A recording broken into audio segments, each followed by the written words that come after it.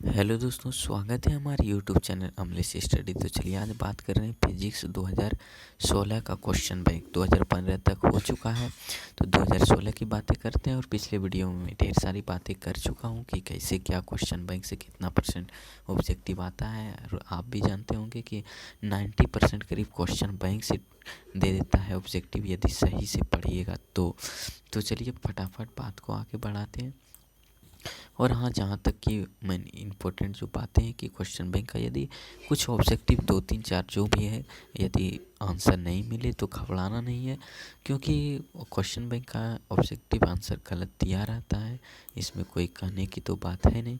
देखिए, पहला क्वेश्चन कहता है पी आघूर्ण वाला एक विद्युत द्विध्रुव यानी इलेक्ट्रिक डायपोल है, तो तीव्रता वाले विद्युतीय क्षेत्र में रखा जाए तो उस पर लगने वाला टॉर्क। तो देखिए, उस पर लगने वाला टॉर्क बराबर जो होता है पी क्रॉस ई होता है। P vector cross E vector होता है, यानी option number A correct answer है। चलिए अगला क्वेश्चन आते हैं। देखिए समतुल्य धारिता का मैं क्वेश्चन छोड़ते आते हैं, सोचते हैं कि उसे एक वीडियो में लेके आएँ, लेकिन यदि आप बनाना चाहें तो बन जाएगा, आसान ही है। क्योंकि अच्छा देख लीजिए एक बार। देखिए ये सीरीज में 6 तो 1/c क्यू वैलेंट बराबर कितना होगा? 1 + 6 तो ये जो आएगा 3/6 हो आएगा हल करके, यानी 1/3 यानी 1/C इक्विवेलेंट बराबर 1/3। तो यहाँ से इक्विवेलेंट बराबर निकालिएगा, इक्विवेलेंट बराबर सी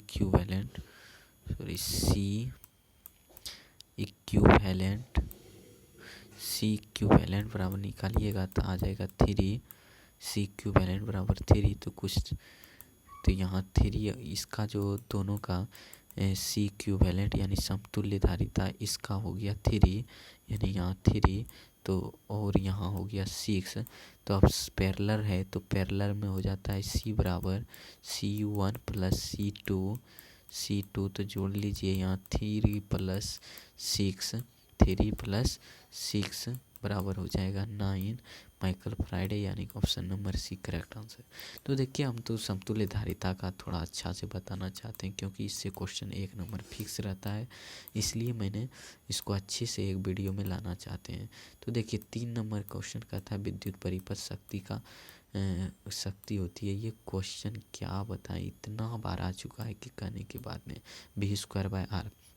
देखिए अब 4 नंबर क्वेश्चन है कि चुंबकीय क्षेत्र की बीमा है क्या? चुंबकीय क्षेत्र की बीमा है, तो इसका जो करेक्ट आंसर होगा चुंबकीय क्षेत्र का, ये हो जाएगा I−1/0T⁻², यानी करेक्ट आंसर। देखिए चुंबकीय क्षेत्र पर बीमा भी निकालने के लिए हमें सूत्र थोड़ा सा याद रखना होगा, और इसको अभी यहाँ बीमा बताने का मतलब है कि वीडियो लॉन्ग में जाना। और हमारे अभी जो 2022 का एग्ज़ाम होने वाला है, इसमें 100% ऑब्जेक्टिव आएगा, यानी थियोरिटिकल पर ज़्यादा ध्यान देना है, क्योंकि न्यूमेरिकल बनाने में आपको क्वेश्चन तक यानी कि 70 क्या आप 45 क्वेश्चन तक भी नहीं पहुंच पाइएगा, समय ख़त्म हो जाएगा। तो इसीलिए आइए हम आते हैं अगला क्वेश्चन। देखिए 5वां नंबर क्वेश्चन कहता है कि लेंज का नियम संबंध है, तो इसका करेक्ट आंसर हो जाएगा ऊर्जा का। क्या लेंज का नियम जो संबंध है उसका करेक्ट आंसर हो जाएगा ऊर्जा का। ठीक, तो चलिए अगला क्वेश्चन आते हैं।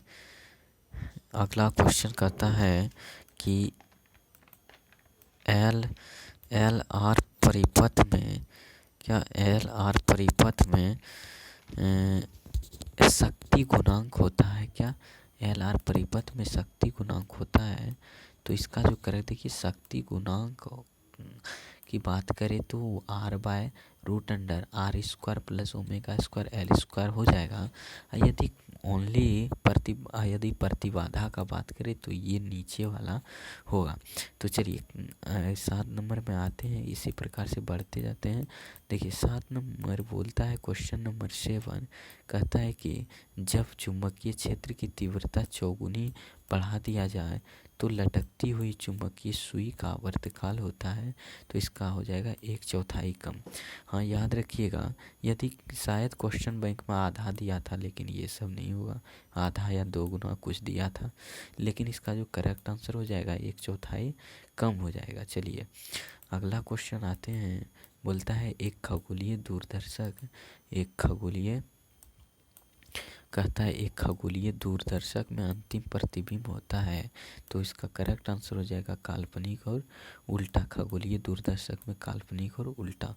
बोलता है बीटा किरणें विक्षेपित होती है, तो बीटा किरणें जो है चुंबकीय एवं विद्युतीय क्षेत्र दोनों उत्पन्न करता है। देखिए 2015 में भी एक क्वेश्चन पूछा गया था नोर गेट, तो देखिए 2015 में भी यही क्वेश्चन पूछा था, जस्ट नोर गेट। तो नोर गेट का होता है a+b बराबर y। अगर n आगे लग गया है तो इसका a+b पर ऊपर इस तरह का रेखड़िंग हो जाएगा और y यानी option number D correct answer.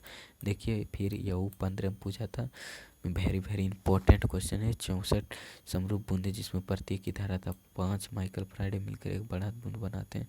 तो देखिए मैंने आपको बताया ही थी कि 4 ये 64 का क्यू निकाल लीजिए, 64 का, तो इसका क्यू आता है 4, और ये जो जितना धारिता दिया है गुना कर दीजिए तो आता है 20 माइक्रो फैराड। इस तरह का क्वेश्चन मैंने डिस्कशन कर चुका है, तो option number D correct answer हो जाएगा। चलिए फटाफट आगे बढ़ते हैं। बोलते हैं विद्युतीय परिपथ में देखिए बोलता है कि विद्युत परिपथ में किसी बिंदु पर सभी धाराओं का बीजगणितीय में यानी सभी धाराओं का बीजगणितीय मान 0 होता है। और बोलता है अब देखिए 13 नंबर फिर डायमेंशन आ गया, विद्युत वाहक बल विमा। तो विद्युत वाहक बल का होता है ml2 और t पर पावर -3 यहाँ आई हो जाएगा। देखिए क्योंकि यहाँ a नहीं होगा, आई पर इन्वर्स हो जाएगा -1। तो देखिए ml2t, यहाँ थोड़ा ऑप्शन प्रिंटिंग मिस्टेक है, यहाँ आई होगा ml2t पर पावर -3, यानी देखिएगा विद्युत वाहक बल का बात कर रहा है, EMF का बात कर रहा है, तो इसका डायमेंशन ये होता है करेक्ट आंसर। तो चलिए फटाफट अगला क्वेश्चन आते हैं, 4 नंबर क्वेश्चन आते हैं। 4 नंबर क्वेश्चन क्या कहता है, 4 नंबर क्वेश्चन कहता है एम्पियर घंटा का मात्रक होता है, तो एम्पियर घंटा का मात्रक होता है आवेश का। क्या आवेश का, क्योंकि देखिए यहाँ ऊर्जा नहीं होगा, क्योंकि किलोवाट घंटा का मात्रक होता है, किलोवाट घंटा का मात्रक होता है ऊर्जा, और आवेश यह होता है एम्पियर घंटा का मात्रक। तो ऑप्शन नंबर क्या हो जाएगा correct, option number B correct answer हो जाएगा। तो चलिए फटाफट आगे ही बढ़ते जा रहे हैं कि 15 नंबर क्वेश्चन कहता है प्रतिघात का मात्रक, तो ओम, प्रतिरोध प्रतिघात सबका मात्रक होता है क्या, ओम। देखिए 16 नंबर क्वेश्चन कह रहा है क्या, 16 नंबर क्वेश्चन कह रहा है कि जब प्रकाश देखिए ये भी क्वेश्चन इतना हद कर दी कहने की बात नहीं। जब प्रकाश एक ग्लास स्लेब में प्रवेश करती है तो इसका तरंगदैर्घ्य क्या घटता है। देखिए 17 नंबर कहता है जब किसी एमीटर को शंट किया जाता है तो इसकी माप सीमा क्या, जब एमीटर को शंट किया जाता है तो इसकी माप सीमा बढ़ती है, जब एमीटर को शंट किया जाता है तो इसकी माप सीमा बढ़ती है। चलिए 18वां नंबर क्वेश्चन कहता है क्या, 18वां नंबर कहता है एक स्वप्रेरकत्व का ऐसा मात्रक होता है, एक स्वप्रेरकत्व का ऐसा मात्रक होता है क्या, हेनरी। बोलता है 19 नंबर कहता है एक तप्त तार एमीटर मापता है प्रतिधारा पता नहीं इसका करेक्ट आंसर शायद औसत मान इसका जो क्वेश्चन बैंक में कुछ और ही दिया है, यानी लेकिन इसका करेक्ट आंसर मूल औसत वर्गमान होगा। तप्त तार एमीटर मापता है प्रतिवर्ती धारा का मूल औसत वर्गमान। चलिए अब फटाफट आगे बढ़ते हैं। बोलता है 20 नंबर क्वेश्चन कहता है कि थोड़ा सा जूम हटाते हैं। हाँ देखिए 20 नंबर क्वेश्चन कह रहा है, थोड़ा ज़्यादा ही जूम हो रहा है। अच्छा कोई दिक्कत नहीं है, मैं क्वेश्चन पढ़ देता हूँ, आप समझ जाइएगा। थोड़ा बोल रहा है क्या, बोलता है कि किसी ऊंचाई, मैं कोशिश करूँगा कि आपको दिखे, बट नहीं दिखता है, तो आप पढ़ रहे हैं समझ जाइएगा इसका। देखिए बोलता है किसी ऊंचाई यानी सेंटर ऑफ ट्रांसफ़र के प्राइमरी और सेकेंडरी में क्रमशः N1 और N2 लपेट हैं, तब इसका जो यदि ऊंचाई यानी सेंटर की बात करें तो यहाँ N1 से बड़ा N2 यानी option number B correct answer हो जाएगा। 21 नंबर कहता है इलेक्ट्रॉन वोल्ट द्वारा मापा जाता है, तो वह है इलेक्ट्रॉन वोल्ट। देखिए ऊर्जा इलेक्ट्रॉन वोल्ट मैंने बताया था कि इलेक्ट्रॉन वोल्ट द्वारा मापा जाता है ऊर्जा को।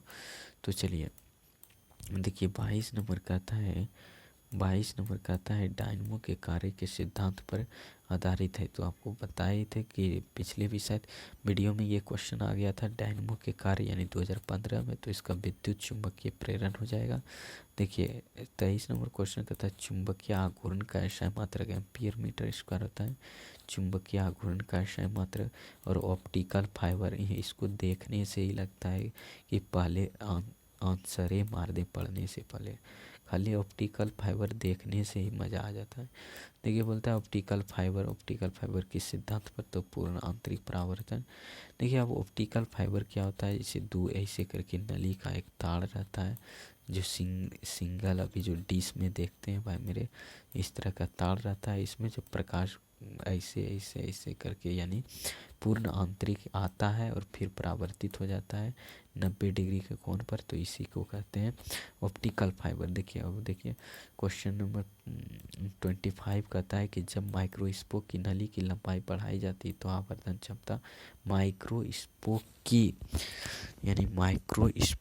नली बढ़ाई जाती है तो इसकी आवर्धक क्षमता बढ़ती है।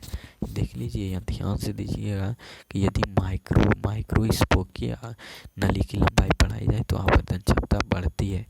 तो चलिए और देखिए 26 नंबर क्वेश्चन है, क्या 26 नंबर क्वेश्चन में आते हैं, कहता है कि लैम्डा